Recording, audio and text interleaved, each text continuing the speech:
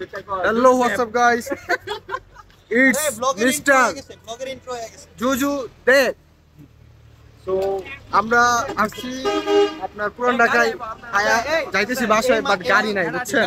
হাইটা যাইতেছি তো এখন আমরা সবাই হেঁটে হেঁটে যাবো। আপনারা আমাদের পাশে থাকেন, দেখেন আমাদের মেম্বারকে, দেখান আমাদের মেম্বারদেরকে দেখান। হ্যালো, এর আগের মালটারে কি ভিউজ কমানোর জন্য আনছিলেন? Right right right. আমারে আনছেন না? আরে আমি এখন আপনাদের সামনে কোথায় থেকে নিলেন? আমি এখন আপনাদের সামনে এমন একজনকে পরিচয় করাই দেব যাকে আপনারা কখনোই চিনেন নাই, আর ভবিষ্যতে আর দেখতেও চাইবেন না, কিন্তু সে অনেক মানে একটা এক্সট্রাঅর্ডিনারি পারসন, আমার কাহা। আপনারা দেখেন, এরকম মানুষ দ্বিতীয়টা কি আপনারা পৃথিবীতে একবারও দেখেছেন? আপনার হিস্ট্রি সম্পর্কে যদি আমি বলা শুরু করি তাহলে ঘন্টা, মাস, বছর, যুগ শেষ হয়ে যাবে। কিন্তু সে নিজেকে কেজিএফ এর সেই রকি ভাই দাবি করতে চায় না, আবার মাঝে মাঝে করেও। আমি তো কখনো বলি না কাকা, আমি কখনো তো বলি না। কিন্তু কাহার একটা হিডেন গুণ আছে, সেটা আপনারা কি জানতে চান? যদি জানতে চান তাহলে এই লাইভের নিচে কমেন্ট করেন, আমরা পরবর্তীতে জানাই দেব। তোমার ইন্ট্রোডাকশন শেষ। বলো। ভাবছিলাম, আমি ওদেরকে বলছি ইভেন যে আমার ব্ল্যাক ডেভিলটা বের করি। আমি ওদেরকে আগেই বলছি, দেখো তোমরা যেহেতু পুরান ঢাকা যাবা, ঠিক নতুন আছে, যেহেতু যাবা, তা আমাদের সাথে আমরা যেভাবে নিয়ে যাবে যাও, বলেন না তারা নিউ এক্সপেরিয়েন্স চাই, রিকশা দিয়ে এখন আর কি আর করার, আসলে সবার জন্য তো আমাদের আসলে এই সবকিছু করা সম্ভব। তাদের সুখই আমাদের সুখ। আমরা তার জন্য হেঁটে হেঁটে এত কষ্ট করে দীর্ঘ কয় মাইল হবে আমরা আনুমানিক হাঁটতেছি? অনেকক্ষণ আধা ঘন্টা 45 মিনিট। আপনারা চিন্তাই করে দেখেন যে আমরা অলরেডি ফুললি লোডেড খেয়ে, তার ভিতরে আমরা আধা ঘন্টা হাঁটতেছি। এটা আমাদের জন্য আসলে একটা এভারেজ জয় করার মতো। তারপরও হাঁটতেছি শুধুমাত্র আমাদের এই যে পিছনে একজন লোক দেখা যায় চশমাওয়ালা, তার জন্য। সে নাকি হাঁটতে অনেক বেশি পছন্দ করে। কি আমাদের ডেশিং বয়। এখন আপনাদেরকে দেখাচ্ছি সেই রাতের ঢাকা, যেখানে আমরা ছাড়া আসলে আরো মানুষ আছে, কিন্তু বেশিরভাগ যেগুলো দেখা যায় সেগুলো হচ্ছে চার পায়ের জন্তু। তারা আসলে এই রাতে কিসের সন্ধানে এদিকে ঘোরাফেরা করে আমাদের জানা নাই। আপনারা যদি জানেন তাহলে আমাদেরকে জানা দিতে পারেন।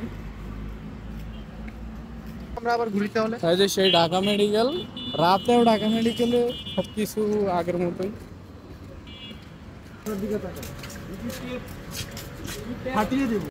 দেন আমরা সেখান থেকে আস্তে আস্তে হেঁটে হেঁটে পুরান ঢাকার উদ্দেশ্যে রওনা হলাম।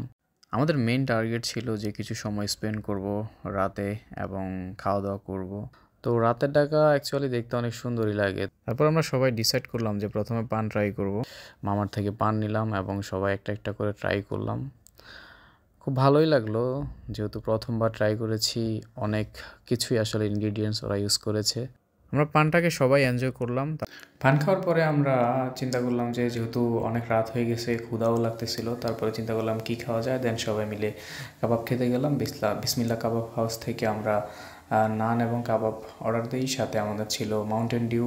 খাওয়া দাওয়ার পর আমরা ডিসাইড করলাম কোথায় যাওয়া যায়। তারপরে গেলাম বুয়েটের অঙ্গনে, সেখানে আমরা অনেক ঘোরাফেরা করলাম, মজা মাস্তি করলাম, ফটো সেশন করলাম। দেন সেখানে অনেকক্ষণ আমরা ছিলাম, গল্প করলাম। তারপরে সেখান থেকে আমরা রওনা দিলাম ধানমন্ডি লেকের রবীন্দ্র সরোবরের উদ্দেশ্যে। সেখানে যা গেলাম আমরা অটোতে করে, যেহেতু অনেক রাত, যাতায়াতের একটু সমস্যাই ছিল, অনেক কষ্টে একটা অটো ম্যানেজ করি।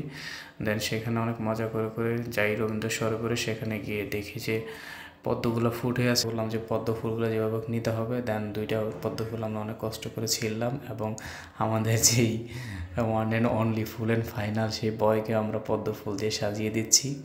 তারপর তার অনেকগুলো ছবি নিলাম আমরা। সেখানে অলমোস্ট আমরা সকাল 5টা পর্যন্ত ছিলাম। এবার বাসায় গেলাম না, তারপরে তোমার মা ফেলে গেছি, বুঝছো? তারপর একবার সত্য ঘটনা অবলম্বন এটা তো তোমার মানে মা ফেলে যায়, এটা ওটা খাওয়ার পরে আমার পেটে এমন মুচড় দিছে, মানে মারাত্মক লেভেলের, আমি আর টিকতে পারতেছি না। তোরে দেখবা ওই যে রাস্তাঘাটে বা এখানে হালুয়া বিক্রি করে না, ওই যে ওইটার কত কাহিনী লেগে মানে ইয়া বলতেছে, আমি তো কোনো টয়লেট পাইতেছি না, খুঁজতে তো দাঁড়ায় হ্যাঁ হালুয়া আর ইয়া শুনতেছি।